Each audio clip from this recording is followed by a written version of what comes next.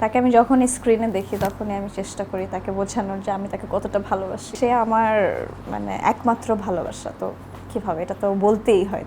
সিনেমার নায়ক হিসেবে আমার কাছে মনে হয় শাকিব খান এগিয়ে আছে, এবং আমার খুব ইচ্ছা ছিল যে আমি সিয়াম ভাইয়ের সাথে কাজ করব। হাজব্যান্ড ওয়াইফের ঝগড়াঝাটির বিষয়টা মাকে না বলাই বেটার। আমি খুব ভালো স্টুডেন্ট ছিলাম, আমি ফার্স্ট গার্ল ছিলাম, আমি কখনোই ভাইরাল হতে চাইনি। হাইমা, আপনার তো অভিনয়ের জগতে মানে ব্যাক টু ব্যাক কাজ করে যাচ্ছেন, এটা কিভাবে সম্ভব? এতগুলো কাজের ভিড়ে সময়, বাসায় কতটুকু সময় দেন? না, ওভাবে আগের থেকে আমি কিছুটা কাজ কমিয়েছি। একটা সময় ছিল যখন হচ্ছে যে মানে অনেক বেশি কাজ করা হয়েছে, কিন্তু এখন দেখা যায় যে আমার মানে আমি মাত্র অনার্স শেষ করে মাস্টার্স স্টার্ট করলাম, তো অনার্স একটু ফাঁকি ঝুঁকি দিয়ে মোটামুটি ব্যালেন্স করেছিলাম, কিন্তু মাস্টার্স স্টার্টিংয়েই দেখা যাচ্ছে যে খুব বেশি প্রেশার হয়ে যাচ্ছে। যেমন ঈদের সময়ও আমার 3-4টা নাটকের কাজ ক্যান্সেল করতে হচ্ছে, বিকজ আমার 6 তারিখ থেকে ইন্টার্নশিপ শুরু। সো সব কিছু মিলিয়ে একটু ডিফিকাল্ট হয়ে যাচ্ছে, বাট ট্রাই করছি যে একদম মানে কোনো দিকেই যেন ব্যালেন্স মানে ঠিকঠাক মতো রাখতে পারি, সব দিকে ব্যালেন্সটা। পড়াশোনার কথা যেহেতু বললেন, পড়াশোনা আপনি ফাঁকিবাজি বেশি করেন নাকি একটু কম? স্কুল লাইফ, কলেজ লাইফ এখন পর্যন্ত? স্কুল লাইফে আমি খুব ভালো স্টুডেন্ট ছিলাম, আমি ফার্স্ট গার্ল ছিলাম, আমি টানা হচ্ছে যে 4 বছর আমি ফার্স্ট গার্ল ছিলাম স্কুলে। বাট কলেজে উঠে একটু ফাঁকিবাজি করেছি, একটু না ভালোই ফাঁকিবাজি করেছি। তারপর ইউনিভার্সিটিতে তো আসলে উঠার পরেই ফার্স্ট ইয়ার থেকেই টুকটাক কাজ শুরু হয়ে গেছে, তো আসলে ওভাবে করে হয় না। বাট যখন আমার পরীক্ষা আসে, পরীক্ষার সময় তখন আমি খুব অ্যাটেন্টিভ হয়ে যাই, মানে আমি খুব মন দিয়ে ওই টাইমটা চেষ্টা করি যে না, যতটুকু টাইম পড়াশোনায় দিচ্ছি ওটা যেন প্রপারলি দিতে পারি। আপনার ইউটিউবে নাটক বা ছবি, আপনার ফেসবুকে ছবি দিলেও অনেকে কমেন্ট করেন যে আপনার হাসিতে ফিদা হচ্ছে অনেকে চোখের। তো এগুলো দেখে কখনো কোনো ছেলে ইন্সপায়ার হয়ে মানে সৎ সাহস নিয়ে এগিয়ে আসেনি যে প্রেমের অফার দেয়নি, কখনো এরকম হয়েছে? হ্যাঁ, এরকম তো আসলে হয়, বেশিরভাগ স্কুল টাইমটাতে বেশি হয়েছে, মানে যখন আমি 7-8 এরকম এই সময় থেকে আসলে শুরু হয়েছে। স্কুল লাইফে, কলেজ লাইফে মানে এই ব্যাপারটা বেশি ছিল, বাট যেহেতু ইউনিভার্সিটি লাইফে আসলে কাজের ব্যস্ততা থাকতো বা কাজ নিয়ে মানে ওদিকে তো আসলে ইউনিভার্সিটিতে সময়ই কম দিচ্ছি, মানে ক্লাসও ঠিকভাবে করছি না, সো এর জন্য ওই টাইমটাতে খুব বেশি এটা ফিল করিনি। বাট হ্যাঁ, স্কুল কলেজ টাইমে ইন্টারেস্টিং কোনো ঘটনা আছে মানে এই প্রেমের প্রপোজাল এই সমস্ত বিষয়ে?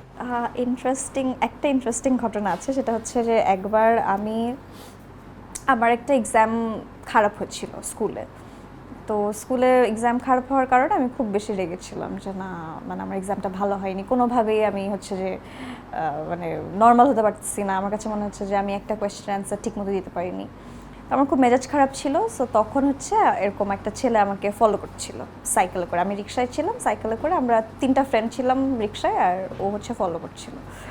তো আমি তখন আবার আমার ফ্রেন্ডটা আবার কী করলো, আমাকে বললো যে দোস্ত তুই আইসক্রিম খা, তাহলে তো মাথাটা একটু ঠান্ডা হবে।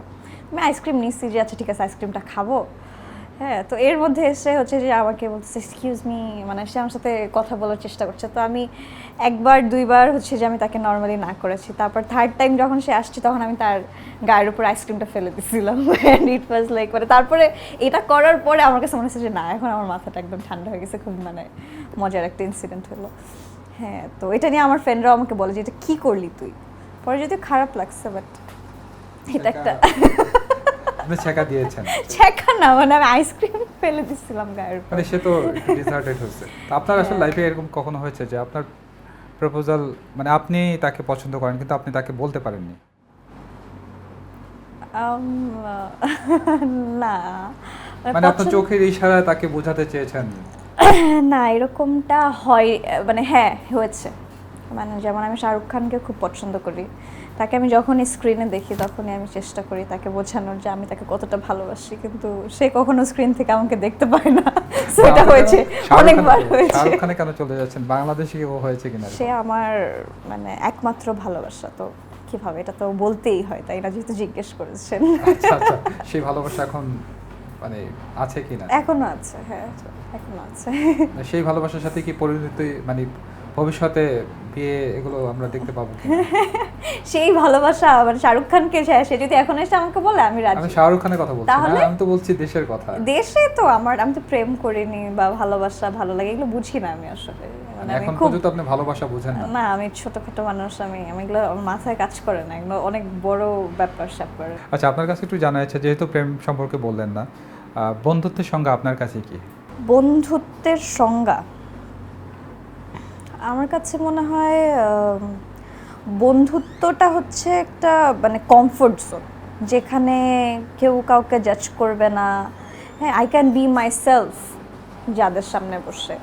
হ্যাঁ, মানে থাকে না অনেক সময় দেখা যায় যে না অনেক কিছু বলতে হবে এমন কিছু না, বাট মানে তার সাথে দেখা হলে বা সময় কাটালেই যেন সব কিছু মনে হয় যে না একদম ঠিকঠাক হয়ে গেছে, এরকম একটা জায়গা। আর আমি খুব লাকি যে আমার আলহামদুলিল্লাহ আমি আমার লাইফে কম বন্ধু আছে আমার জীবনে, কিন্তু খুব ভালো কিছু বন্ধু পেয়েছি। আচ্ছা, যে আপনাকে দেখে সবিজে কেউ জেলাস ফিল করে কিনা? না, আমার কাছে মনে হয় না জেলাস, মানে আমি কাউকে দেখে জেলাস হই না, তো আমার কাছে মনে হয় যে আমাকে দেখেও হয়তো কেউ জেলাস হয় না হয়তো। মানে পিছন থেকে কখনো কথা শোনা হয়েছে যে? পেছনের কথা অনেক শুনেছি, কিন্তু আমি পেছনের কথা আসলে বিশ্বাস করি না। আমার কাছে মনে হয় যে যে মানুষটাকে নিয়ে কথা হচ্ছে সেই মানুষটা যদি আমাকে কখনো মুখের উপরে বলতে পারে তাহলে এটা আমি বিশ্বাস করবো, এছাড়া না।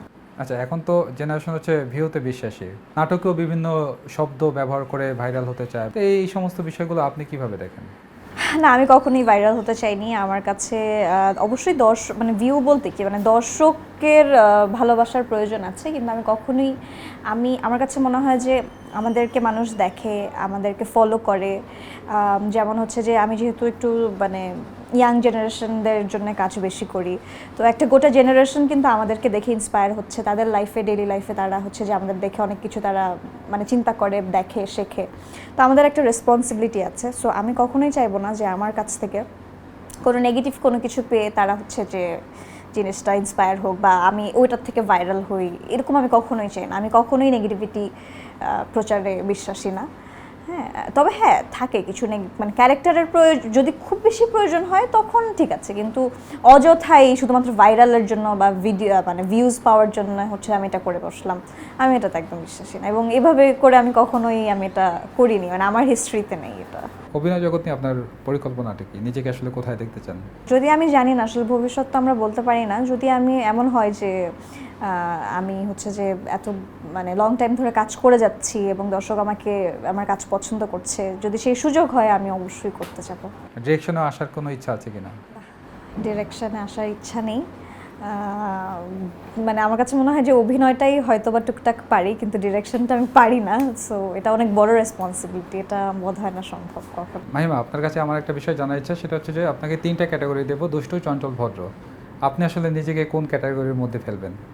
দুষ্ট, চঞ্চল, ভদ্র। আমি বোধহয় ভদ্র ক্যাটাগরির মধ্যে পড়ি। আমি খুব একটা চঞ্চল না, দুষ্টুমিও খুব কম করি একদম নিজেদের মানুষদের সাথে। সো মনে হয় ভদ্র। বাংলাদেশে 3জন নায়কের নাম বলবো, আপনার কাকে পছন্দ? শাকিব খান, আরিফিন শুভ নাকি সিয়াম আহমেদ? সিনেমার নায়ক হিসেবে আমার কাছে মনে হয় শাকিব খান এগিয়ে আছে, বিকজ তাকে আসলে শুরু থেকে আমরা সিনেমাতেই দেখেছি, মানে সিনেমার হিরো হিসেবেই তাকে জানি। কিন্তু আরিফিন শুভ ভাইয়া, সিয়াম ভাইয়া এরা দুজনেই নাটক করেছে। সো সিনেমার ব্যাপারে আমার কাছে মনে হয় যে ওখান থেকে তার ব্যাপারটা অন্যরকম। কখনো আগ্রহ হয়েছে যে শাকিব খানের সাথে অভিনয় করবো, স্ক্রিন শেয়ার করবো, এরকম কখনো হয়েছে? বড় পর্দায় ওরকম আসলে এখনো প্ল্যানিং তো আসলে হয়নি। তবে হ্যাঁ, সিয়াম ভাইয়ার নাটক আমার খুব পছন্দ ছিল। আমি কাজ করার আগে তার নাটক আমি খুব পছন্দ করে দেখতাম, এবং আমার খুব ইচ্ছা ছিল যে আমি সিয়াম ভাইয়ের সাথে কাজ করব। বাট এমন হয়েছে যে আমি যখন থেকে কাজ শুরু করেছি সে তখন অলরেডি সিনেমায় চলে গেছে, এটা একটা আফসোস। অভিনয় ছাড়াও তো এখন অনেকেই দেখা যাচ্ছে যে তারা মাল্টি ট্যালেন্টেড, মানে অনেকে নাচ, গান, অনেক পেশার সাথে, উপস্থাপনা, অনেক কিছুর সাথে যুক্ত হচ্ছে। আপনার কি কোনো ইচ্ছা আছে যে অন্য অন্য সেক্টরে যাওয়ার বা কিছু করা হয়েছে কিনা?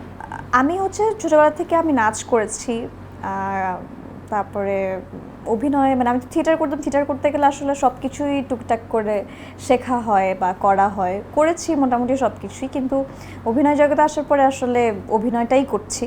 বাট হ্যাঁ, ইন ফিউচার যদি এরকম সুযোগ হয় যে না উপস্থাপনা আমি আসলে করেছি, মানে মিডিয়াতে করিনি, বাট আমি মিডিয়ার বাইরে দেখা গেছে বিভিন্ন প্রোগ্রামে হোস্টিং করেছি আমি যখন কলেজে পড়তাম তখন।